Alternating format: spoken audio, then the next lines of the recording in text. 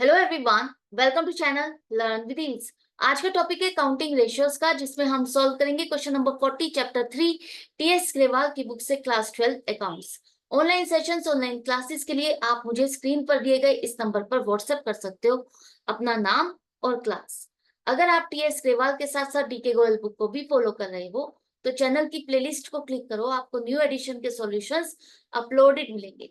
साथ में ही community section में एमसीक्यूज मिलेंगे क्विज के फॉर्मेट में और एमसीक्यूज के सॉल्यूशन शॉर्ट्स में।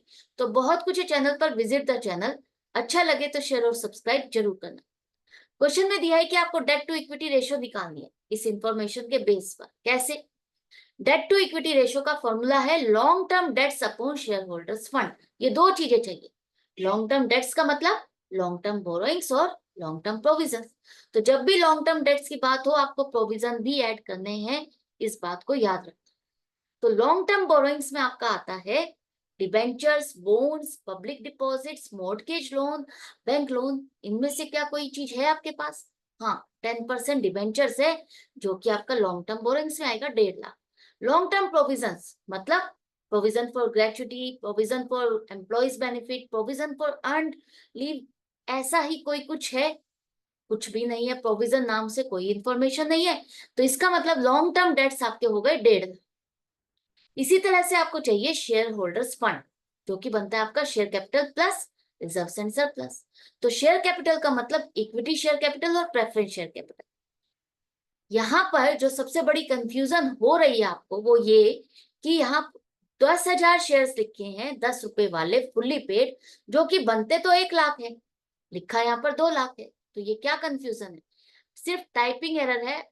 मुझे लगता है ये 20 रुपीज आना चाहिए फेस वैल्यू, और यहाँ पर भी 20 रुपीज आना चाहिए, तो आपकी कैलकुलेशन करेक्ट हो जाएगी। 10,000 शेयर्स 20 रुपए की फेस वैल्यू वाले 2 लाख इक्विटी शेयर कैपिटल, और 5,000 प्रेफरेंस शेयर्स 20 रुपए की फेस वैल्यू वाले आपके हो गए 1 लाख। इतना क्लियर हो गया? इसके बाद रिजर्व्स एंड सरप्लस में वो सारे रिजर्व्स जितने भी आपको दिए हैं वो सभी इसी में आएंगे। तो जनरल रिजर्व 90,000। उसके बाद सरप्लस, सरप्लस का मतलब statement of profit and loss में प्रॉफिट या लॉस जो भी उसका बैलेंस है आज तक जितना भी है, वो सारा एक्यूमुलेटेड प्रॉफिट, वो आपका 40,000 वो इंक्लूड होगा। करंट लाइबिलिटीज आपका कहीं पर भी कवर नहीं होगा, ये आपको सिर्फ कंफ्यूज करने के लिए दिया है, आपको चेक करने के लिए। क्या आपको पता है लॉन्ग डेट का मतलब सिर्फ लॉन्ग टर्म डेट्स है, टोटल डेट्स नहीं है। तो आपको सिर्फ लॉन्ग टर्म डेट्स लेनी है, करंट लाइबिलिटीज उसमें नहीं आएगा। तो शेयर होल्डर्स फंड आपका आ गया 4,30,000। दोनों चीजें आपको मिल गई। रेशो हम निकाल सकते हैं 1,50,000 अपॉन 4,30,000। हमेशा डिवाइजर क्या रहेगा? ये नीचे वाला नंबर, इसी से ही आपको डिवाइड करना है। कोई और नंबर नहीं ढूंढना, सिर्फ इसी से आपको डिवाइड करना है। 4 जीरो से 4 जीरो तो कट गई, लेकिन 43 से अब आपको इसको डिवाइड करना है तो डेसिमल में आएगा। डेसिमल आ रहा है 0.348:1 अपॉन 1। तो इसका मतलब क्या रेशो हो जाएगी आपकी?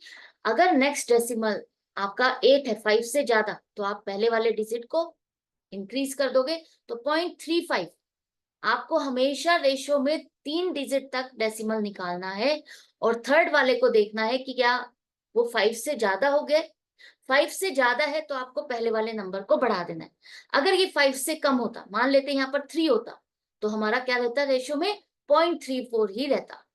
तो 0.35:1 आपकी रेशो आ गई। ये रेशो क्या कहती है? कि आपकी इक्विटी ज्यादा है और डेट्स कम है, मतलब ओनर का पैसा इस ऑर्गेनाइजेशन में ज्यादा लगा है और बाहर की बोरोइंग्स कम है। तो ये पोजीशन अच्छी है। Yes, long term financial position इस ऑर्गेनाइजेशन की बेस्ट है, अच्छी है, गुड है, फाइन। तो इसी तरह से कनेक्टेड रहो, सीखते रहो। मिलते हैं नेक्स्ट वीडियो में नेक्स्ट क्वेश्चन के साथ। ये क्वेश्चन तो समझ में आ गया होगा, नहीं आया, डाउट है, कंफ्यूजन है, तो कमेंट सेक्शन में लिख करके पूछ सकते हो। Good bye and take care.